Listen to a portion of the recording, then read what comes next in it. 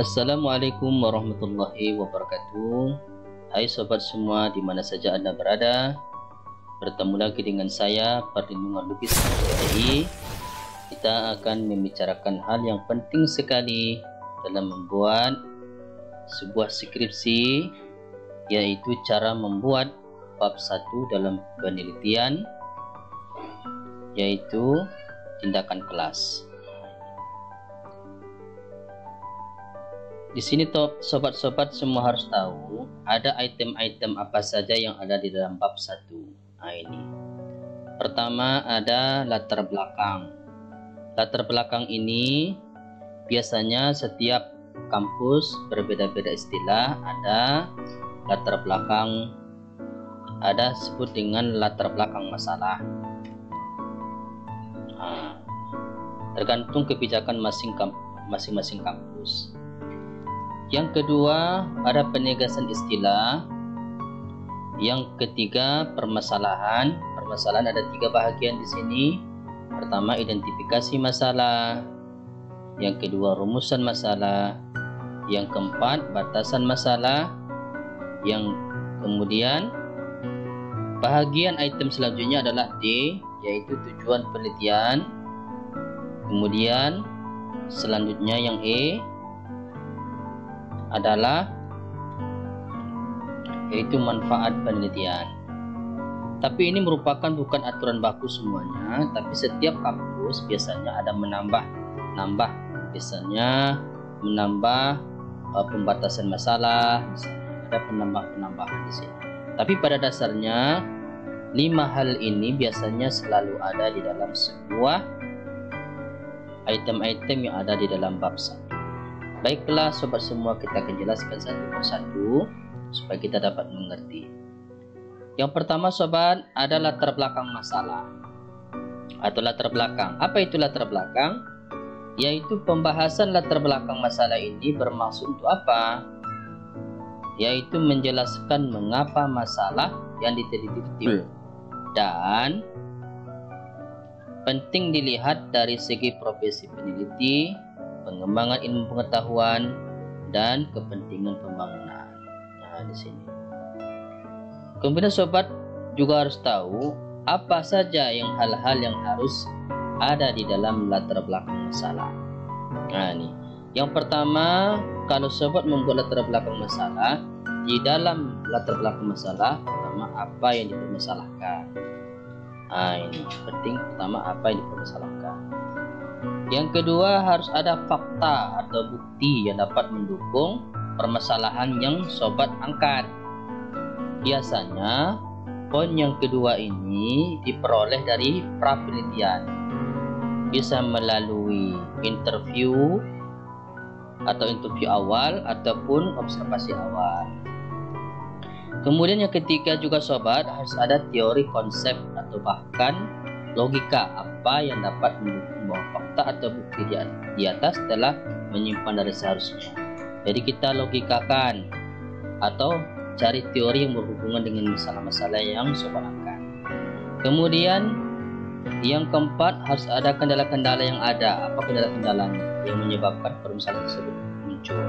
Nah, nih dari 4 hal ini harus ada di dalam membuat latar belakang masalah.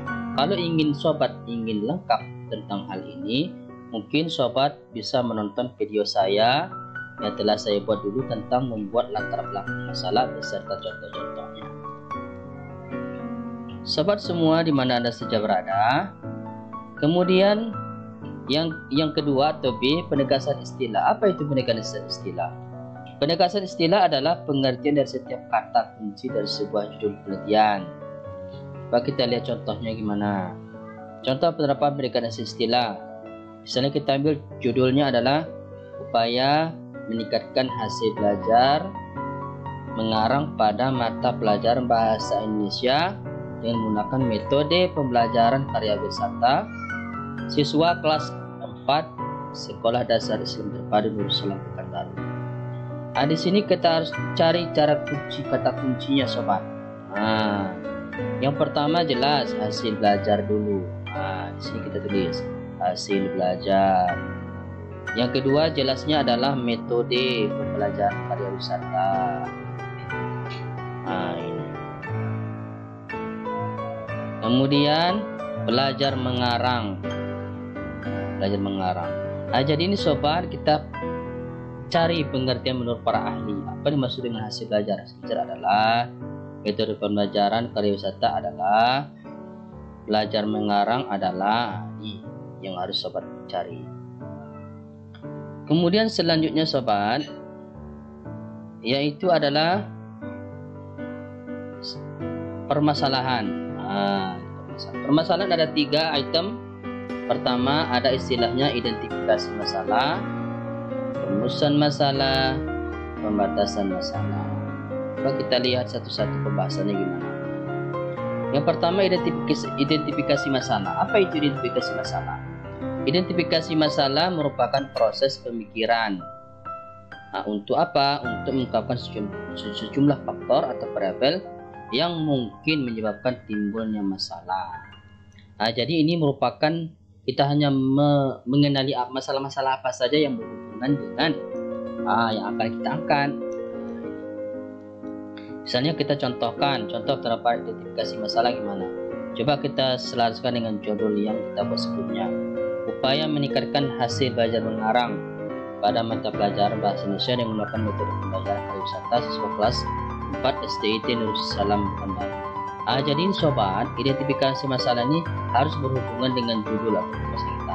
Permasalahan kita kan adalah meningkatkan hasil belajar mengarang. Ini permasalahan yang kita angkat. Ini permasalahan yang kita angkat adalah menurunnya masalah tentang hasil belajar di sebuah sekolah.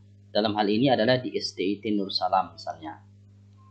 Permasalahan dalam penelitian ini dapat indikasi apa saja, misal tentang berhubungan dengan hasil belajar mengarang. Apa contohnya?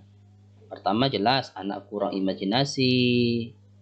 Kalau hal yang mengarang tentu berhubungan imajinasi. Kemudian kemampuan mengarang yang masih rendah. Siswa sulit dalam membuat karangan sesuai dengan kaidah bahasa Indonesia yang benar. Mungkin ada bahasa-bahasa daerah dan sebagainya. Tidak adanya kebebasan dalam membuat tema karangan bagi siswa.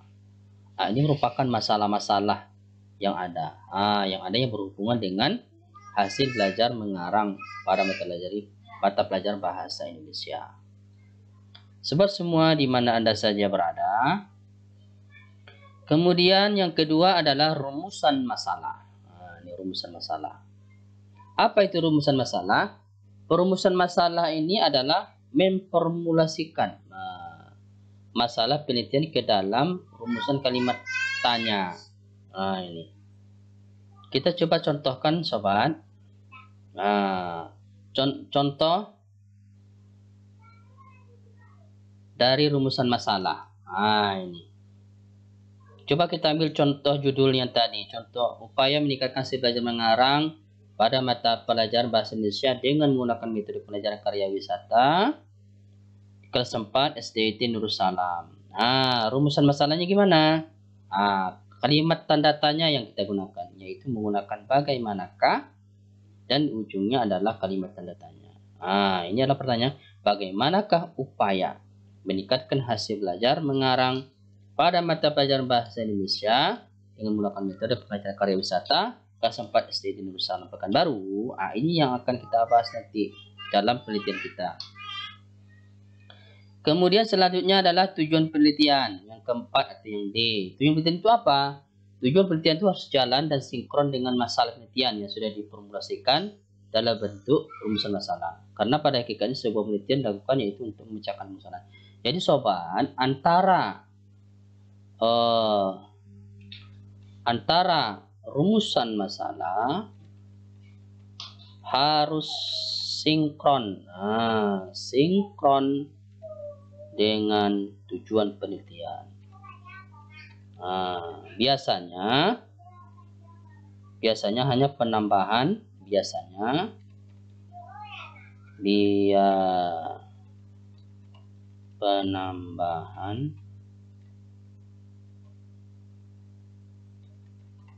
kata untuk mengetahui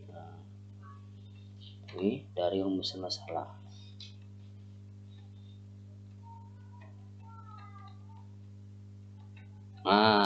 Ini dia. Coba kita lihat contohnya. Contoh dari tujuan penelitian. Misalnya, rumusan masalah tadi apa? Ini bagaimanakah upaya meningkatkan hasil belajar mengarah pada mata pelajaran bahasa Indonesia dengan menggunakan metode pembelajaran pariwisata siswa kelas 4 SD Nur Salam Pekanbaru. Jadi kita buang tanda tanyanya, buang kalimat pertanyaannya, dan kita tambahkan untuk mengetahui. Tujuan penelitian ini adalah untuk mengetahui itu apa? Meningkatkan hasil belajar mengarah pada mata pelajaran bahasa Indonesia dengan menggunakan metode pembelajaran karya wisata siswa kelas 4 SD Nur Salam. Ini sobat. Kemudian yang terakhir, manfaat penelitian. Apa itu manfaat penelitian? Kegunaan penelitian pada umumnya dipilah menjadi dua kategori. Apa itu? Secara teoritis. Secara teoritis maksudnya secara teori, menurut ilmu pengetahuan misalnya, atau manfaat secara praktis. Ada dua saja. Berarti di sini misalnya adalah